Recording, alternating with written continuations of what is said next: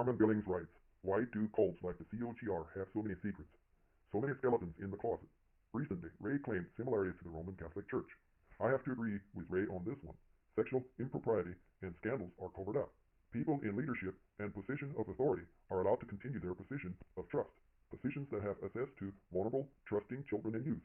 Ray sexually abused his younger sister multiple times during their teenage years. He has repeatedly kissed teenage girls on the lips in his home. It's time to call these things what they are: sick. Ray was asked in a community roundtable question and answer session why the COGR leaders didn't report the pastor that sexually molested 3 girls in his congregation. His lame excuse of an answer was that he was a young preacher at the time and was not involved with the decision the ministry made to not turn him into the authorities. Ray went on to say that if it ever happened again, he would handle it differently and they would most definitely turn in the perpetrator to the authorities. Well, Ray had his chance to make good on that promise and failed. Instead of turning in the father who had abused his daughter, Ray used words to describe the young girl that I refuse to write. Shame on you, Ray. You are one sick man.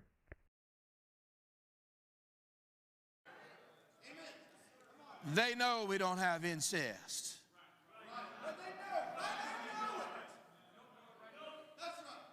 This is the congregation of holy people who have separated ourselves from the world, who have given up the pleasures of sin,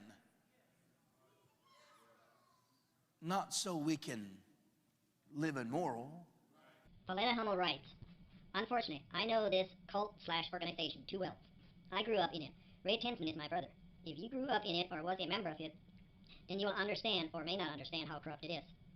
All depends on who you are, all under the name of God. I am one of the persons they have excommunicated. I have the letter to show it, where they turn me over to the hands of Satan.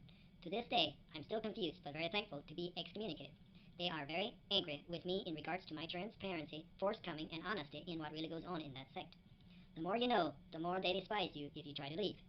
Yes, I have assisted many people to run from it.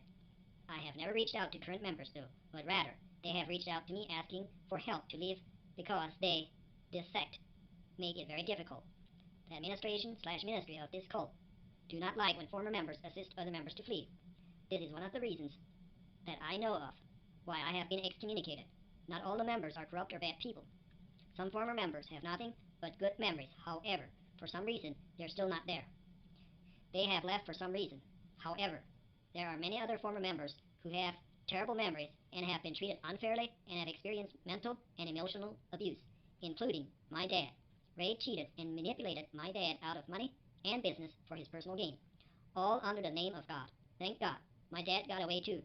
I was personally abused by Ray as a younger sibling. I am no longer angry about my past. However, I am very transparent and honest with people who ask about this sect/cult. They will smooth talk you in the sect, but as soon as you make it known that you want to leave, they may make your life a living hell. Depends on who you are and how bad they want you to stay. They have a right to live however they want, but they do not have a right to manipulate, brainwash, and abuse other people/members. This is where I draw the line and will not stay quiet about it when I see articles like this one. Thank you for sharing." Look in that mirror, it burns all horniness. And I can get pimped out or be pimped out. I saw this sister and I said, woo, she's like knockout. She's excellent. Vi esta hermanita y dije, esta noquea a todos, está muy preciosa. I'm 45, I can say that. Yo tengo 45, como padre puedo decir eso. But the world's got your mind messed up. There was a minister in our midst who violated some children. And I was not involved. I was just a very young minister myself.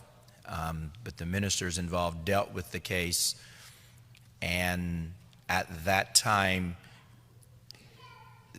those who were in authority left the decision whether this man was reported or not to the parents of the 3 individual children. And I suppose for that to be reversed now would have to be the abused, because they're adults now, to report that, and if they chose to do that, they would have my full backing. We wouldn't handle it that way today at all. In fact, we have particular cases I could prove to you, in which I won't do.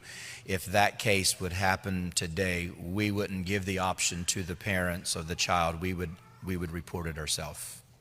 You would not handle that internally? We would not handle that internally. I mean, internally we'd make steps like even the man who is still a member now, again, would never, ever, ever hold any kind of public office. He would never preach. He would never teach. Just as a follow-up, I'm aware of a situation that you were personally involved in, and there was no follow-up. There was nothing done about it. I personally know this from experience. So I don't know if that's because you're a young minister and that's what you're going to fall back on, or if you have a reason for not following up. And the individual that was the perpetrator in this situation did have a place of position afterwards. Sandy, I don't say that your question isn't valid, but I do not know what you're talking about.